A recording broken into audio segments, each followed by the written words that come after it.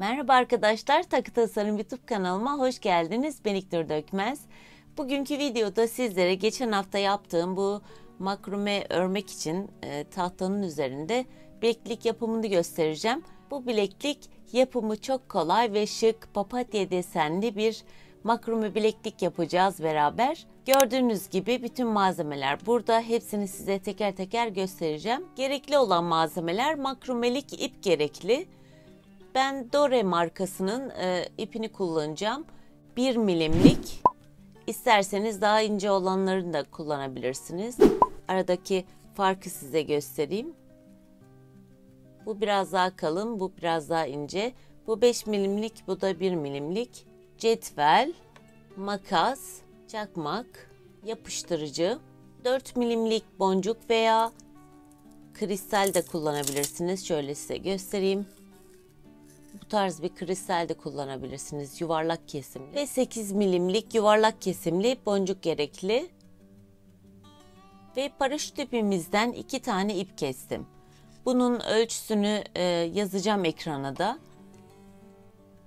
140. Toplamda 140 santim ip gerekecek bir tane ipimizin uzunluğu. Diğer kısa ip de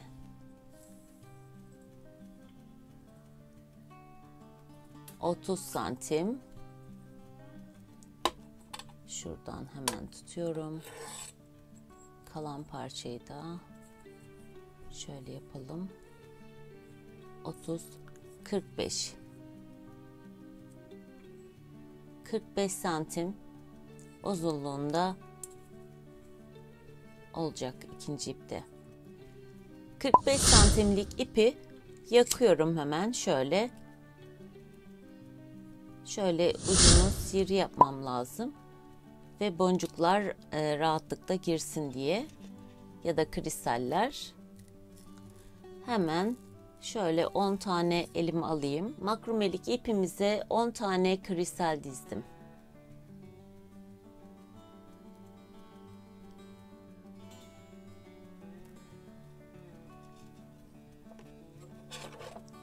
Buradan 12 santim İpi ayarlıyoruz. Şöyle tutalım ve 12. 12 santim ayarladık ve hemen buradan geçiriyorum.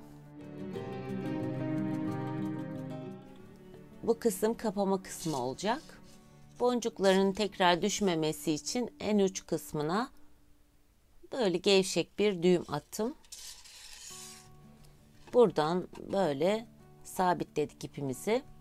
Ortadaki ipi sabitledikten sonra diğer ipimizi geçiriyoruz ve ortalıyoruz. 140 santimlik olan ipi geçirdikten sonra ortalıyoruz ve uçlarını da yakmıştım zaten.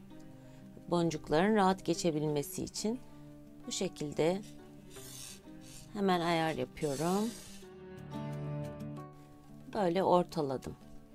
Bir miktar banttan kestikten sonra orta kısmı bu şekilde sabitleyeceğim. Rahat olması için ve kaymaması için. İsterseniz böyle çakmakla koyup bu kadar da böyle yükseklikte yapabilirsiniz. 140 santimlik ipi ortaladıktan sonra üst tarafından bu şekilde getiriyorum yuvarlak yapıp ve buradan hemen sol taraftaki ipi de alttan geçiriyorum. Ucunu katlıyorum çünkü kalın diye. Şöyle ilk makrome düğümünü atmış oluyorum.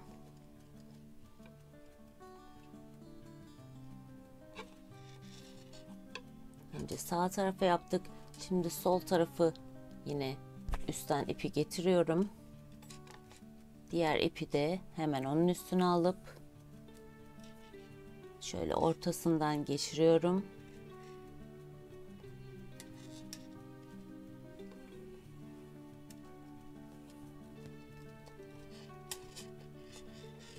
Bildiğimiz çoğunuzun bildiği yani makrume basit makrome düğümünü atmış oluyorum.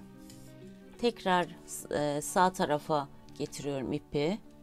Burada bir çizgi var kenardan. Oradan da anlayabilirsiniz ipin yönünü.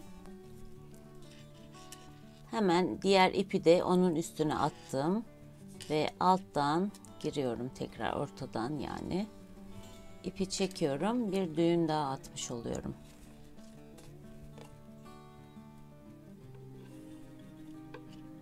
Üçüncü düğümü de yaptık.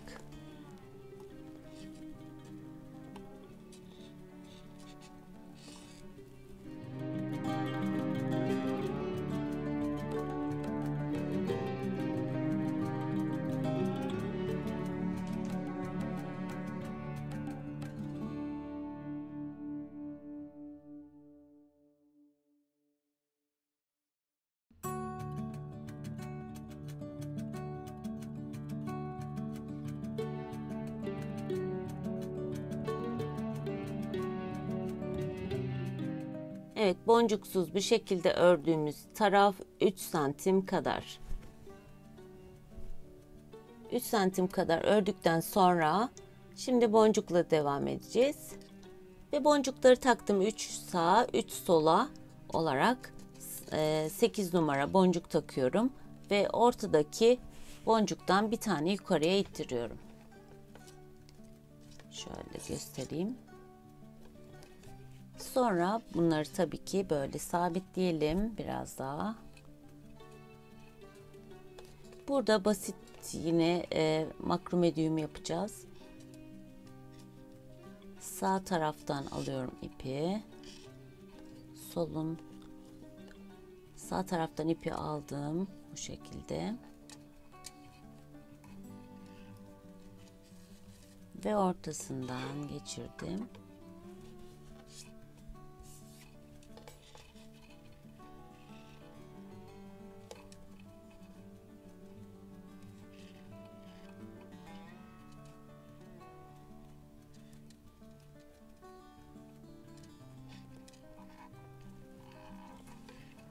Hemen burada gördüğünüz gibi çiçek oluştu ve ikinci düğüm yapacağız. Sol taraftaki ipi yine ters D şeklinde yapıyorum ve sağ taraftaki ipi hemen onun altından şöyle göstereyim. Altından girdiriyorum ve ortadan çıkartıyorum.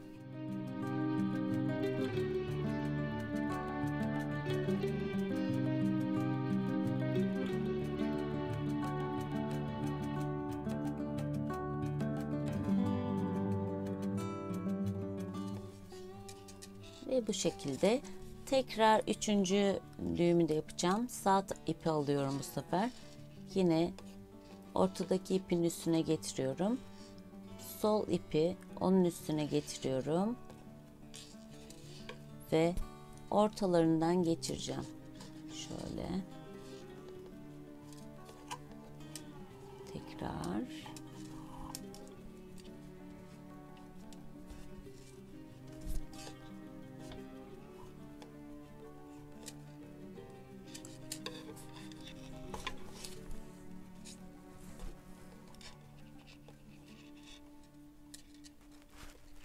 Gördüğünüz gibi 3 düğüm yaptıktan sonra devam ediyorum. Düğüm 5 ya da 6 yapabilirsiniz. 5 yapacağım şimdi. Ortadaki kristalden bir tane yukarıya çektim ve yanlara 3'er tane başka bir renk taktım. İttirdik. D yapıyorum. Şöyle. Diğer sağ taraftaki ipi de ortadan geçiriyorum.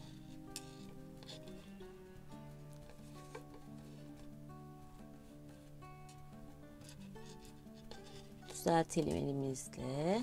İlk başta birazcık bolluk oluşabilir. Boncukların arasına girmemesine dikkat edin. Bu şekilde biraz sıkacağız.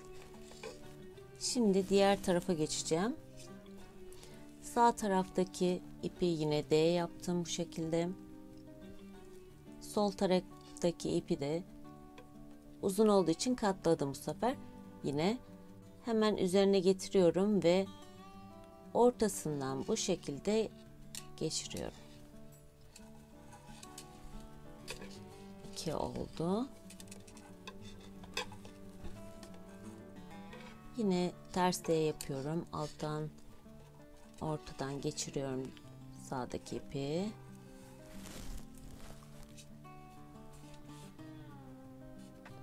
Bu şekilde 3 oldu. Gördüğünüz gibi çok tatlı oldu. Şöyle sıkalım. Devam ediyorum ben. Sizler de devam edin. Bitirdim bilekliği.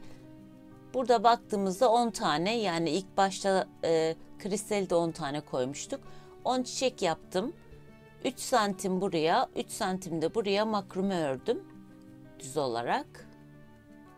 Şöyle görebiliyorsunuzdur. Toplam bakalım bir de. 16 santim yapıyor. Ve şimdi çıkartacağım. Kapamasını da yapacağız. Bilekliğimizi bitireceğiz.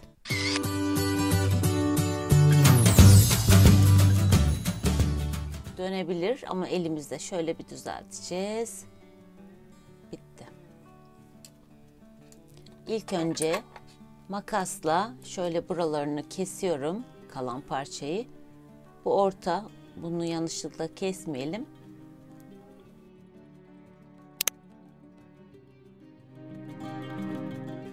Bu kalan parçayla da kapama bölümünü yapacağım.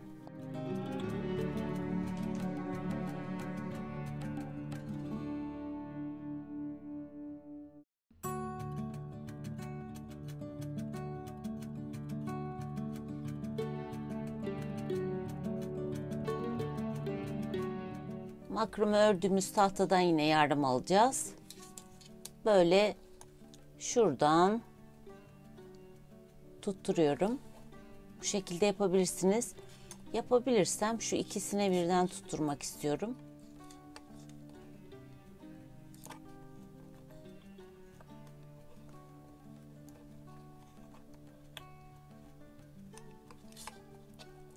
Burayı da tutturalım. Şimdi bu kısma makrume yapacağız tekrar. O yüzden böyle çevireyim. Daha rahat hem de görmüş olursunuz. Alttan kalan ipi geçiriyorum. Ve ipi ortalıyorum. Eğer sizde de kalmazsa bir 25 santim, 20 santim kesebilirsiniz. Hemen şöyle bir düğüm yapalım. Şöyle ortalıyorum aynı zamanda.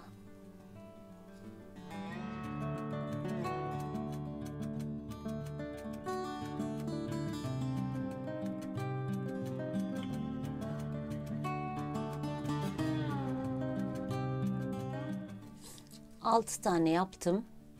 Yeterli. Çıkartıyorum.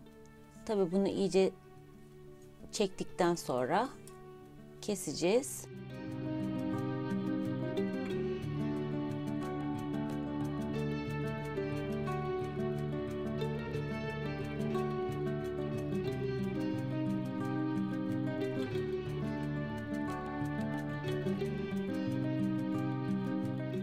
Bu şekilde oldu. Şimdi iki ucunu çekmeyeceğim. Çünkü daha düğüm atmadım aradan çıkmasın diye. Ve buralara aslında boncuk takmak istiyorum. Birer boncuk takalım. Evet, bir tarafını kestim, düğümledim, yaktım. Bunu da bu şekilde tutup eşitliyorsunuz. Aynı boyda olması gerekiyor. Eğer değilse ayarlayacaksınız.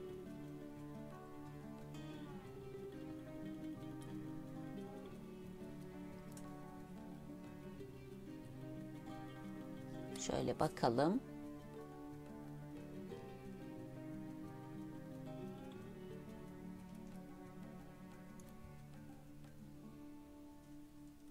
Eşit oldu. Şimdi keselim hemen.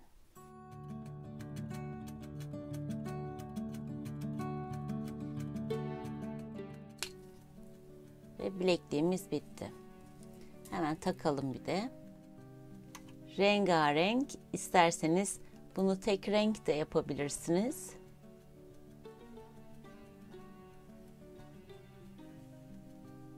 Çok güzel bir papatya makrome bileklik oldu. İsterseniz tek renk, isterseniz böyle rengarenk yapabilirsiniz. YouTube kanalımda da makrome üzerine yine videolar var. Sağ üst köşede linke tıklayarak oradan izleyebilirsiniz. Bu makrome tahtasının da nasıl yapıldığını da anlatmıştım. Onu da isterseniz yine sağ üst köşede çıkan linke tıklayarak oradan izleyebilirsiniz.